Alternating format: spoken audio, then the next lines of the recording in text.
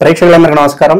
ప్రస్తుతానికి మన స్టూడియోలో దైవజ్ఞ బ్రహ్మశ్రీ వీరాపురం సుబ్రహ్మణ్య స్వామి గారు మనతో ఉన్నారు. గురుగారితో మాట్లాడేద్దాం. నమస్కారం గురుగారు. శుభాశీస్సులండి. గురుగారు, జూన్ మాసంలో వృశ్చిక రాశి వారి పరిస్థితి ఏ విధంగా ఉండబోతుంది? పాజిటివ్ అంటారా, నెగిటివ్ అంటారా? ప్రజెంట్ గ్రహస్థితి చూస్తే వీళ్ళకి ఎలా ఉండబోతుంది గురుగారు? మంచి విషయమే అడిగారు. వృశ్చిక రాశి వారికి జూన్ నెలలో అన్ని వ్యతిరేకతలు అధికంగా కనపడుతున్నాయి.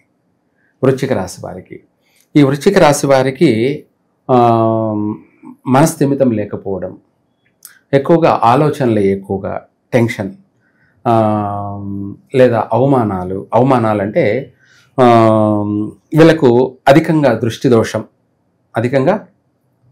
దోషం ప్రత్యేకంగాను పరోక్షంగాను ప్రత్యక్షంగాను ఏ విధంగానైనా సరే స్త్రీల వల్ల దాడి జరగడం, ఓకే, వీళ్ళు చేయని తప్పుకి స్త్రీల వల్ల విరోధాలు వచ్చే అవకాశం ఉంది.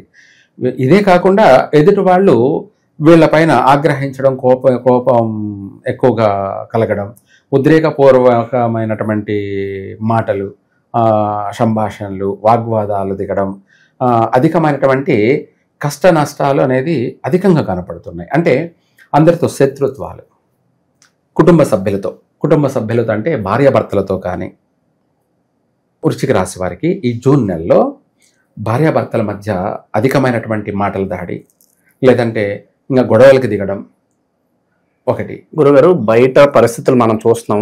పరస్త్రీ వ్యామోహం కానీ పరపురుషుడు వ్యామోహం కానీ ఎక్కువైపోయి చాలా వరకు కవరాలు చిన్న భిన్నమైపోతున్నాయి. అలాంటి పరిస్థితులు ఏమైనా కనిపిస్తున్నాయి వాళ్ళకి? అదే కదా ఇందాక చెప్పింది, స్త్రీల వల్ల దాడి అని చెప్పాను కదా. ఓకే, అదే చెప్పబోతున్నాను అంతా కూడా.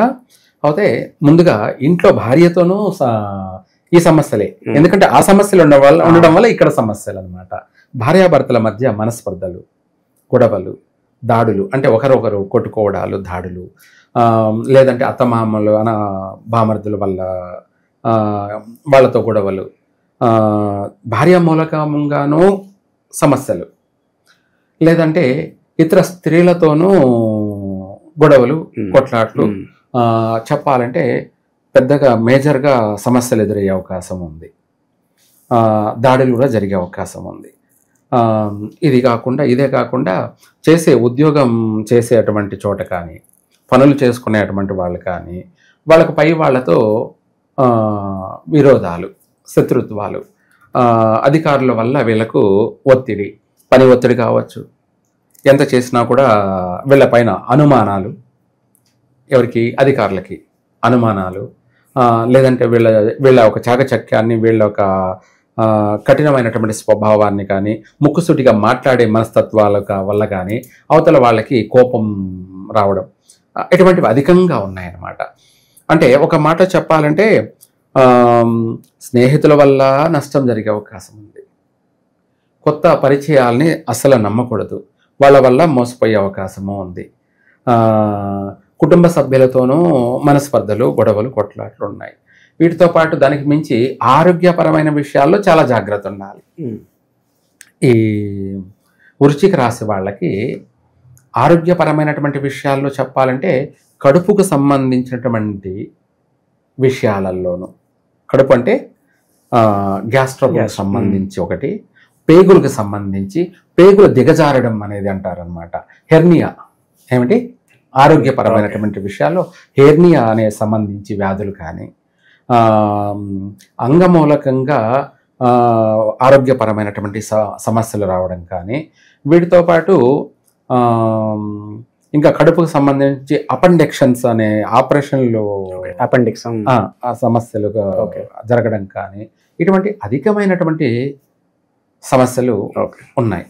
వీటితో పాటు అవే కాకుండా శ్వాసకోశాలకు సంబంధించినటువంటి ఆస్మా, ఊపిరితిత్తులు, లంగ్స్కు సంబంధించినటువంటి ఆరోగ్య సమస్యలు, ఆపరేషన్లు జరిగేటువంటి సమస్యలు కూడా వచ్చే అవకాశము ఉంది. ఇవే కాకుండా చర్మ వ్యాధులు, స్కిన్ ఎలర్జీ, చర్మ వ్యాధులు, ఇటువంటి అధికమైనటువంటి మొత్తం మీద ఈ జూన్ నెలలో ఆరోగ్యపరమైనటువంటి సమస్యలు వీళ్ళను పీడించే అవకాశము ఉంది ఎక్కువగా. శుభకార్యాలు జరగడానికి సమయం పడుతుంది అంటారు. అవును, శుభకార్యాలు వీళ్ళు కూడా చేయకపోవడం మంచిది. శుభకార్యాలంటే పెళ్ళిళ్ళు, గృహప్రవేశాలు ఇటువంటివన్నీ కూడా చేయకపోవడమే మంచిది. ఎందుకంటే కలిసి రాదు. ఈ మాసంలో చేసింది జీవితాంతం నష్టాలు జరిగే అవకాశం ఉంది. లేదంటే ఒకవేళ వివాహమే చేసుకున్నట్టయితే మళ్ళీ విడిపోయే అవకాశం కూడా ఉంది. ద్వికలత్రం అంటారు. ఏమంటారు? ద్వికలత్రం. వాళ్ళ జాతకంలోనూ ఉంటుంది. మళ్ళీ చేసుకున్న మాసం బాగలేకపోవడం వల్ల అది తొందరగా జరిగే అవకాశం కూడా ఉంటుంది. ఎడబాట్లు, భార్యాభర్తల మధ్య ఎడబాట్లు, గొడవలు కొట్లాటు జరిగి ఇద్దరు ఎడబాట్లుగా ఉండడం, తూర్పు పడమర అన్నట్టుగా ఉండడం. ఇంకా కూడా చెప్పాలంటే గర్భవతులుగా ఉన్నటువంటి స్త్రీలు కాస్త జాగ్రత్తగా మసులుకోవాలి. జాగ్రత్తగా మసులుకోవాలంటే ఏంటి, వాళ్ళు తినే ఫుడ్ కావచ్చు, వాళ్ళ నడవడిక కాస్త క్రమశిక్షణగా ఉండాలి. పెద్ద చిన్న ఇది దైవికంగానూ ఎక్కువగా ఇన్వాల్వ్ కావాలి. లేదంటే గర్భస్రావం జరిగే అవకాశం ఉంది. సంతాన మూలకంగా గర్భవతులుగా ఉన్నటువంటి వాళ్ళు 2వ నెల, 3వ నెల, 4వ నెల, 5వ నెల అబార్షన్ జరిగేటువంటి సమస్యలు కూడా అధికంగా ఉన్నాయి. కాబట్టి జాగ్రత్త ఉండాలి. అయితే జాగ్రత్త ఏమిటి అంటే దేవుణ్ణి ఆరాధించడం. అది కూడా శివుణ్ణి కానీ, లేదంటే సుబ్రహ్మణ్య స్వామిని కానీ, లేదంటే గణపతిని కానీ, లేదా ఆంజనేయ స్వామిని కానీ, ఎవరెవరికి ఇష్టదేవతాభ్యో నమః, ఇష్టమైన దైవాన్ని వాళ్ళు ఆరాధించడం, పూజించడం వల్ల ఆ సమస్య నుంచి ఏదైనా బయటపడే అవకాశం ఉంటుంది. అందుకనేసి సంతాన విషయంలో తగిన జాగ్రత్తగా నడుచుకోవడం. మనం తినే పదార్థం కూడా ఏది తినాలి, ఏది తినకూడదో చూసుకొని నడుచుకోవడం. ఇక నిరుద్యోగుల పరిస్థితి ఏంటి గురువుగారు? నిరుద్యోగ వాళ్ళ పరిస్థితి ఏంటంటే వాళ్ళు ఎంత శ్రమ పడినా కూడా, గొడ్డు చాకిరి అంటారు, ఎంత కష్టపడినా కూడా అవతల వాళ్ళకి కనికరం ఉండదు. అంటే వీళ్ళ చేసిన దానికి గుర్తింపు అనేది ఉండదన్నమాట.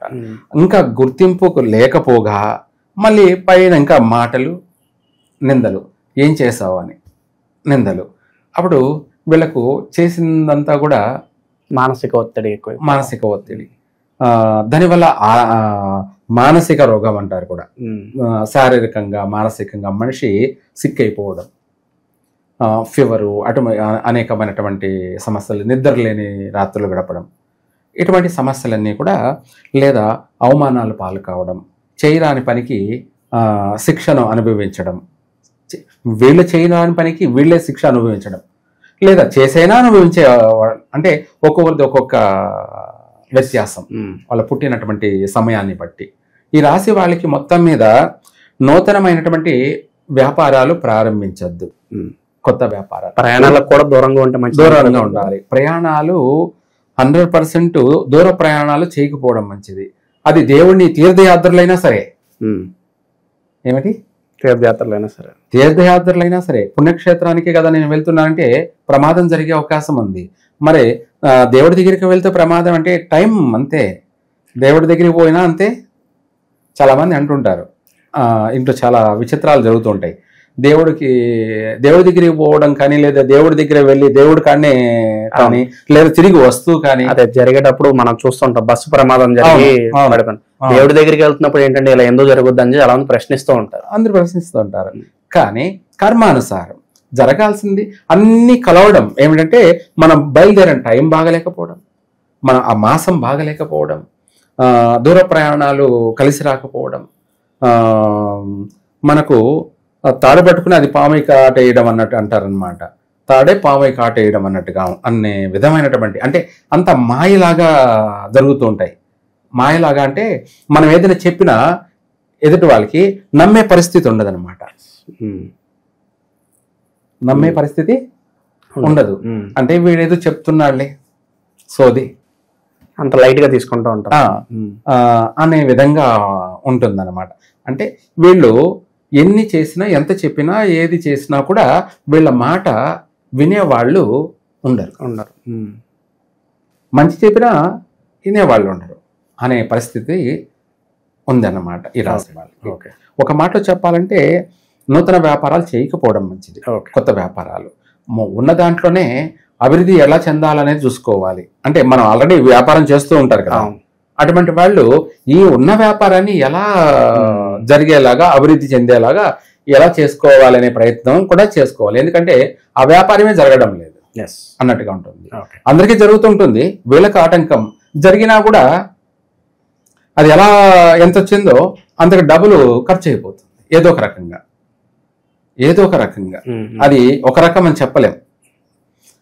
తాను ఒకటి తలంచిత దైవం ఇంకొకటి తలంచాడు అన్నట్టుగా జరిగిపోతుంది. సపోజు తను ఉద్యోగం చేస్తున్నాడు లేదా వ్యాపారం చేస్తున్నాడు, 10 రూపాయలు సంపాదిస్తున్నాడు, వస్తున్నాయి, తన వాహనమే ఉంది, అది రిపేర్ కావడమో లేదంటే యాక్సిడెంట్ గురి కావడమో లేదంటే అది బోరు రిపేర్ జరగడమో ఏదో ఒకటి అది పాడైపోవడమో, దాన్ని రిపేర్ చేయించుకోవడానికి దానికి ఒక 50,000, 30,000, ₹1,00,000 ఎంత ఖర్చు అంటే అంత ఖర్చు అయిపోవడం. అక్కడ సంపాదించి ఇక్కడికి పోయా, అక్కడ సంపాదించింది ఇక్కడ పోయా. ఆ టైప్లో అనేక రకాలుగా దానికి రూట్లు ఎదుక్కొని పోతూ ఉంటుంది. ఏది ధనం ఖర్చు అయిపోతుంది, దాన్ని మంచినీళ్ళలాగా ఖర్చు అయిపోవడం. వచ్చే ఆదాయమే తక్కువ, లేదా ఒకవేళ వచ్చినా కూడా అంతకంటే డబల్ ఖర్చు అవుతూ వస్తూ నష్టం ఏదో ఒక రూపంగా. లేదంటే కుటుంబ సభ్యుల్లో ఆరోగ్యపరమైనటువంటి ఖర్చు కావడము, ఆర్థిక పరమైనటువంటి నష్టాలు జరగడము, లేదంటే ఒకరికి డబ్బులు ఇచ్చి మళ్ళీ వాళ్ళతోనే గొడవలకు దిగడము, అంటే సమయానికి ఈకపోవడము, లేదంటే ఇవ్వని ఏం చేసుకుంటా చేసుకోపోనంత గొడవలకు దిగడము, ఇటువంటివన్నీ కూడా వ్యతిరేకతలు ఎక్కువగా ఉన్నాయన్నమాట. వ్యతిరేకతలు. మంచి పని చేసి కూడా మళ్ళీ వాళ్ళతోనే మాట పడడం. అప్పుడు అనిపిస్తుంది ఎక్కడ మంచికి కాలం ఉంది, మంచికి ఎక్కడ కాలం ఉంది, మంచికి చోట్లేదు లేదు అని చెప్పేసి ఇటువంటి వాళ్ళే మనుషులు మారుతూ ఉంటారు.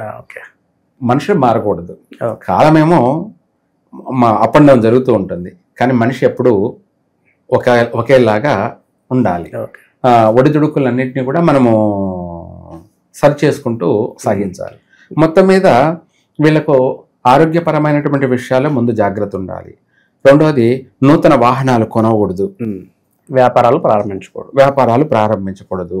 ఉన్న వాహనాలలోనే ప్రమాదాలు, నష్టాలు, యాక్సిడెంట్లు, ఇటువంటి సమస్యలు అనేది కూడా ఉన్నాయి. జాగ్రత్తగా నడుచుకోవాలి. ముందు నిద్ర లేయగానే వీళ్ళు మొదటిగా ఎవరిని చూడాలి అంటే దేవుణ్ణి చూడాలి. మొదటిగా దేవుణ్ణి నిద్ర లేయగానే, లేదనుకోండి తల్లిదండ్రులని చూడాలి, లేదు వివాహమైనటువంటి వాళ్ళే ఉన్నారనుకోండి, నవ్వుతూ ఉన్నటువంటి భార్య అయితే నిద్ర లేగానే తన ముఖం చూడొచ్చు. లేదా ముచ్చు ముఖంతో ఉన్న భార్య అయితే అస్సలు చూడకూడదు. డే అంతా కూడా అలాగే ఉంటాయి, అయిపోయాయి పైసలు. నవ్వుతూ ఉన్నటువంటి భార్య అయితే నిద్ర లేగానే ముందుగా ఆ ముఖం చూశారనుకోండి, ఆ రోజంతా శుభమే, ఆ రోజంతా శుభమే. లేదు అమని కాదు, ఎవరిని నిద్ర లేగానే ఎవరి ముఖం చూస్తామో తెలియదు కాబట్టి ఎవరి ముఖం చూడకుండా ముందుగా దేవుడి ముఖం చూసామంటే వీళ్ళకు కొంత కలిసి వస్తుంది. మళ్ళీ ఈ వృశ్చిక రాశి వారికి నష్టాలు అధికంగా జరిగే అవకాశం ఉంది కాబట్టి ఆ నష్టాలు అధికంగా జరగకుండా కొంత నివారించుకోవచ్చు. కొంత మీరు అన్నట్టుగా రోజులు ఎప్పుడు ఒకేలా ఉండవు, మంచి రోజులు వస్తాయి. వీళ్ళ ధైర్యంగా ముందుకు వెళ్ళడానికి రెమెడీస్ ఏం చేసుకుంటే బాగుంటుంది గురుగారు? ఈ రాశి వాళ్ళు, వృశ్చిక రాశి వాళ్ళు విదేశాలకు వెళ్ళాలనే ప్రయత్నం చేయకూడదు. నూతనమైనటువంటి ఉద్యోగాలు ప్రయత్నం చేయకపోవడం మంచిది. ఒకవేళ చేయాలనుకున్నా ఏదైనా సరే, ఖాళీగా ఉండడం మగవాడి లక్షణం కాదు కదా, ఏదో ఒకటి చెయ్యాలి. మగవాడు అన్నాక ఏదో ఒకటి చేయాలి. ప్రతిరోజు టైం వేస్ట్ కాకూడదు అనుకున్నటువంటి వాళ్ళు ఎవరైనా సరే, ఈ రాశి వాళ్ళు, ఈ వృశ్చిక రాశి వాళ్ళు వీలైనంత వరకు వీళ్ళకు కలిసి వచ్చేటువంటి దైవం ఏదన్నా ఉంది అంటే శివుడు లేదంటే సుబ్రహ్మణ్య స్వామి. వీళ్ళిద్దరిలో ఎవరినైనా కూడా వీళ్ళు పూజించడం, లేదు గంట వాయించడం. గంట వాయించడం అంటే కంచు గంట కొట్టడం వల్ల దాని శబ్దం పాజిటివ్ వైబ్రేషన్ అన్నమాట.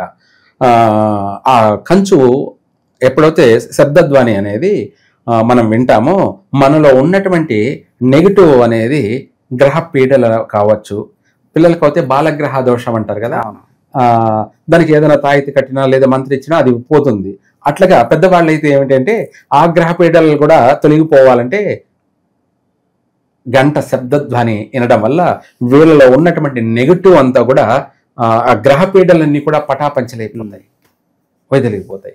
అంటే ఒక మాట చెప్పాలంటే దేవాలయానికి వెళ్ళమని చెప్పడం. మరి దేవాలయంలోనే కదా గంట ఉండేది, ఆ కంచు గంట అనేది ఉండేది అక్కడే ఉంటుంది.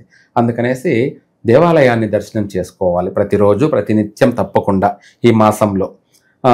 వెళ్ళి నవగ్రహాలను ప్రదక్షిణ చేసుకొని ఆమె తర్వాత కాళ్ళు కడుక్కొని ఆ తర్వాత గర్భాలయం దగ్గరికి వెళ్ళి గంటను వాయించి, నవగ్రహాల దగ్గర గంటను వాయించడం, అలాగే మూల విరాట్ అయినటువంటి శివాలయం అనుకోండి, ఆ శివుడిని దర్శనం చేసుకునే ముందు గంట వాయించడం 3 సార్లు.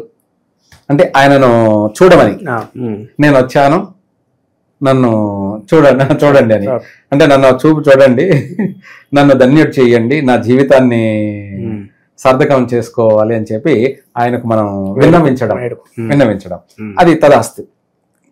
అలా ప్రదక్షిణ చేసుకొని కాస్త తీర్థము శతగోపురము తీసుకొని అర్చన చేసుకోవచ్చు. అలా చేసినట్టయితే వీళ్లకు మేజర్ సమస్యలు జరగకుండా, ఒకవేళ ఎంత సమస్య వచ్చినా కూడా ఆ సమస్య మళ్ళీ వెంటనే దాని నుంచి బయటపడతారు.